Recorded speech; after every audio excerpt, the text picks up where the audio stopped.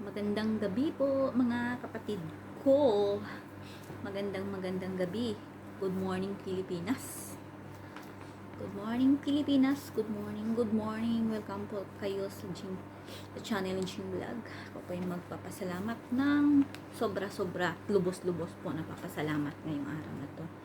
Dahil isang pinagpalang araw naman po dahil binigyan niya naman po tayo ng isang malakas na pangatawan, isang araw na full of blessing dahil ginising tayo ng Diyos na malakas at ligtas po tayo lahat mga kababayan.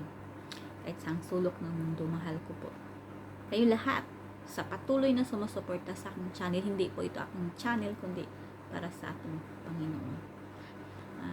Bago po ako matulog, ako po ay mag-share ng aking words of the day, mensahe ng Diyos na kanyang ipinapatid para sa lahat. Father God, thank you for create me. Lord Jesus, thank you for save me. Holy Spirit, thank you for leading and remind me always. Thank you, Jesus. We praise your name. Hallelujah. Ang akong verse of the day ay, kung meron po kayong mga Bible, buksan lang po natin ang ating Biblia sa kahit na bata ay sa ulado na po ang verse na po ito. Jeremiah 33 versikulo 3. Sabi dito, tumawag ka sa akin at sasagutin kita at ipahayag ko sa iyo ang mga kamanghamanghang mahiwagang bagay na hindi mo pa alam. Amen. Grabe. Diba? Paano ka sasagutin ni Lord kung hindi ka tumatawag sa Kanya? Puro ka na lang problema, no? Once na meron po tayong problema, direct po tayo sa Lord. Wag po sa kapitbahay natin. Wag po sa ibang tao. Direct po tayo kay Lord. Lord, meron po akong problema ngayon. Lord, nagkasala pa ako. Ikaw po ang nakakaalam.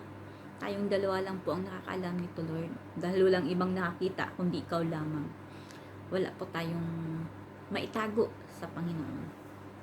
Kaya nga sinabi dito, tumawag ka sa akin at sasagutin kita at ipahahayag ko sa iyo ang mga kamangha-mangha at mahiwagang bagay na hindi mo pa alam di ba? Napaka-powerful ng Lord. Kung sabihin mo imposible sa tao na magawa, pero sa Lord walang imposible, guys. Mga kapatid, walang imposible sa Lord, ang lahat po posible. Kaya nga sinasabi ko minsan, yung tao talaga sabi, think positive. Yes, kung ikaw po ay naniwala sa Lord at inaccept mo po siya na Lord and Savior sa iyong buhay, always think positive po. Dahil po ang Panginoon ay lahat posible. Walang imposible sa Kanya. Ang lahat magagawa niya. Di ba ang patay nga nabuhay, di ba? Kung nakabasa man po tayo. Kung nabasa natin ang buhay ni Job, na madaming trials po ang dumaan sa kanyang buhay. Pero anong ginawa ni Job? Hindi talaga siya sumuko. Hanggang sa kanyang hindi talaga siya nang suko, guys. Dami siyang trials mula sa kanyang anak, mula sa kanyang asawa. Sabi na kanyang asawa, isumpa mo na yung Diyos mo, Job. Diba anong nangyari kay Job? Nalagyan siya ng maraming sa katawan. Mayroon siyang sakit na hindi talaga mawawala. Walang lunas. By the grace of God, si Lord lang talaga ang makapagpagaling, di ba? Pero sa kabila ng mga pagsubok na yan, hindi niya talaga iniwan ng Diyos.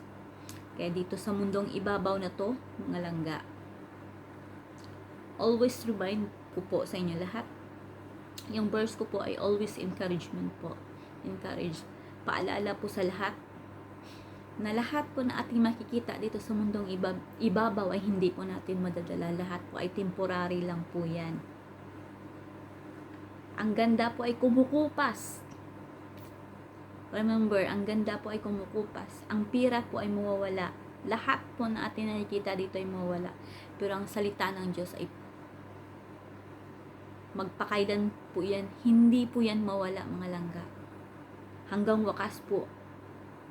Kaya nga sinasabi sa Matthew, kung sino po ang hanggang sa muli na naniwala sa Diyos, siya po ay maliligtas, di ba? Sinasabi yan sa Bible, kung anong version. Hindi ko siya sabi pa dito sa Matthew 19:26 is with God all things are possible. Wala talagang imposible sa Diyos, mga langga. Lahat po posible. Kaya kuminsan marami tayong mga kaibigan na nagkawatak-watak na yung problem ay pamilya, yung mga anak wala ng communication. Yan nga ang sabi ko sa mga kaibigan ko na merong mga problema na ganyan, na ang sabi ko, through prayers, pag si Lord na talaga ang tumawag at maghipo ng puso ng kung sino pa yon, asawa mo, anak mo, pag si Lord talaga ang gumawa ng lahat, hindi talaga, yung tao hindi talaga magbago yan. Kung siya lang mismo gusto ko na magbago, hindi. By the Spirit po, Holy Spirit po ng Panginoon. Kung ikaw po ay gustong magbago na yung buhay, accept our Lord and Savior. Accept our Lord Jesus, personal Savior, guys. Siya po ang makatulong sa atin. Yung mula po sa kaibutura na yung puso, ilalahad mo po lahat yung mga kasalanang nagawa mo. Yung mga hinanakit, puot, galit. Pag si Kristo po ay andyan sa puso mo, ang love po ang naghahari. Hindi po yung galit, hindi po yung puot, hindi po yung mura, always lang yaw-yaw. Hindi po yan. Dahil ang tunay na anak ng Diyos, ang love po. Ang love ang naghahari sa puso, hindi po yung galit at puot. Kung alam mo po ang mensahe ng Diyos, kung nabasa mo po yan sa Biblia, lahat-lahat po yan andyan sa Biblia, mga langga. Kaya always prayer, always meditate po natin ang mensahe ng Diyos. Huwag sayangin yung araw na hindi tayo makabasa ng salita ng Diyos. Dahil napakaganda po. Oo, maraming pagsubok pag ikaw po ay sumusunod sa Lord. Sabihin mo maraming bawal. Hindi naman maganda yung alam mong anak ka ng Panginoon, tapos alam mong mali na yan, gagawin mo pa. Kung ikaw po ay nakikinig ngayon at kung alam mo po ang mensahe ng Diyos, bakit gumawa ka pa ng backslider? Bakit kailangan pang bumalik sa dati? Yan ang sinasabi, yan ang tunay na born again. Ang born again po ay in-accept niya po ang Lord Jesus. In-accept niya po ng personal and Savior ang Panginoon natin, na para ma-save siya po sa kasalanan, di ba? Ang born again po, hindi po yan religion. Kaya ang mga tao ngayon pag marinig, yan na naman siya, si pastura. Hindi po yan. Yung sabi nilang, born again yan sila. Ang born again is the chance of life po, mga langga. Kagaya po sa pagbaptize. Sa pagbaptize mo po, inilubog mo po yung mga kasalanan mo dun sa tubig. Pag mo na sa tubig, ayan, bagong nilalang ka na. Yan po ang ang meaningful po ng baptize dyan. Yan po ang born again. Born again is our chance of life. Hindi po yun, kasi marami kasi akong maririnig, sabi nila, pag daw born again, na religion. O ngayon, di ba tayo ngayon na dito sa Middle East, Ramadan, yung sinasabi nila sa mga Muslim na kapatiran natin. Maraming religion po tayo ngayon. Basta maraming religion, marami din nagtuturo. Maraming nagtuturo at maraming religion. Pero alam niyo mga langga, ang religion po, hindi po tayo mailigtas ng religion na yan. Alam mo, ang tunay na makaligtas po sa iyo ang iyong paniniwala sa Diyos at pagsunod po sa Diyos. At wala pong nakakita ng iyong puso at isipan kung ano po yung tunay mong pagkatao, kundi ang Panginoon lang po. Kaya bawal po tayong mag-judge sa isang tao. Sabihin mo, ang pangit-pangit yun naman.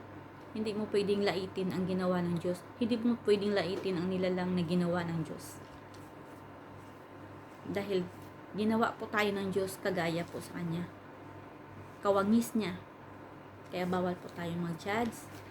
Kaya mga kababayan, don't forget always sa pagbasa sa ating Bible.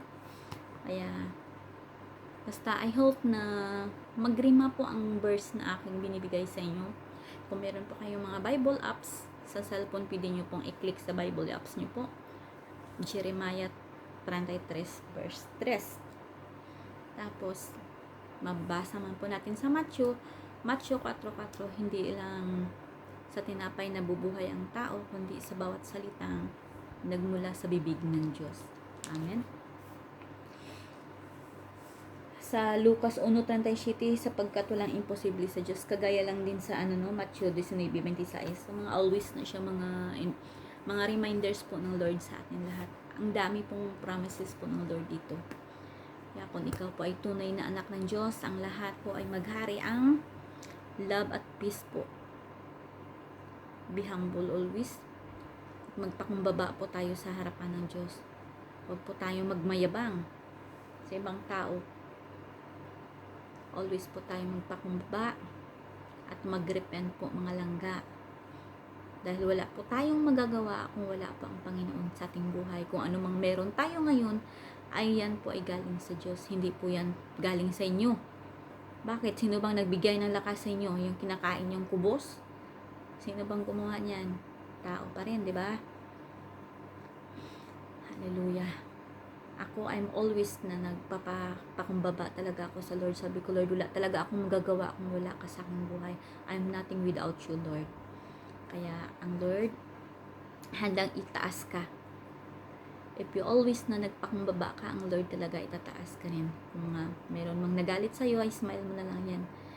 At gantihan mo rin siya ng lablab din kita, huwag kang magalit dahil lablab ka ng Diyos, ha? At hanggang dito na lang po ang aking mensahe na pinaparating ng Lord para sa ating lahat. At hanggang po sa muli, sa next kong premiere. I love you with the love of the Lord. God bless all. Ako po si Jing Vlog. Don't forget to like and comment para updated po kayo sa mga bagong videos at mapusuan po ni Jing Vlog.